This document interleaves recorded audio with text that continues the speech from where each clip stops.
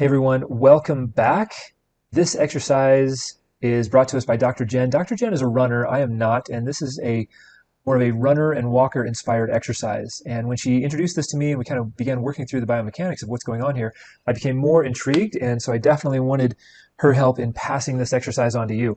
This exercise is designed for, in terms of running and walking, really any sport, but in terms of running and walking, many times the tailbone, both sides of the pelvis, the low back, really stiffen up because we spend all of our time running and walking in kind of one plane of motion. There should be a lot of rotation, but the more time we spend with runners and walkers and even bikers, what we notice is that low back really tightens up, those hips really tighten up into shortened ranges of motion, and this exercise is designed to help us get those back. So what you'll notice here is that there is a stance side and then there is an unloaded side. Now the interesting thing about that as she's moving through these positions is that the stance side is in what we call maximum propulsive phase. So this is the mid stance of gait. This is the mid stance of running.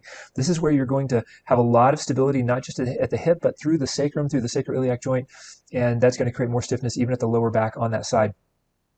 And so this is where we're going to generate force. We're going to get that foot down into the floor, into the road, into the track, the trail, whatever it is that you're on, and you're going to learn how to stabilize and generate force, push back up out of this phase. On the other side, it's unloaded. She has it resting against the wall, and you can see all of the internal rotations being driven on this side over here. On the other side, as that knee drops down, you can see that right hip is actually externally rotating, and it's externally rotating in an unloaded phase.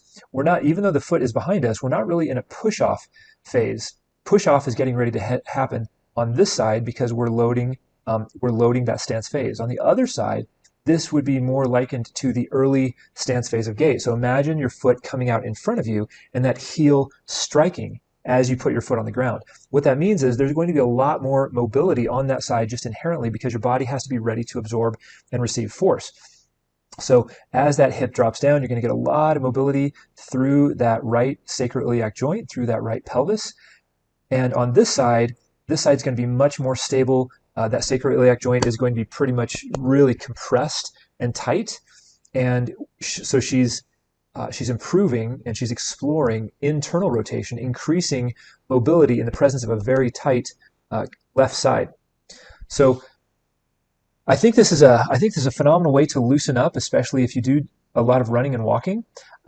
Remember to do both sides and pay attention to what your body is telling you. Does one side, if you try this position on the left side and on the right side, which side is easier to rotate through?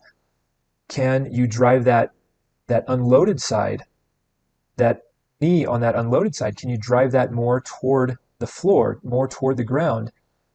Then if you switch sides and then try that same motion, unloading, in this case it would be unloading the left side. Would love to hear your thoughts on this exercise. If you have questions, once again, you can ask me. Certainly reach out to Dr. Jen, and we will do this again next week. Have a great week, everybody.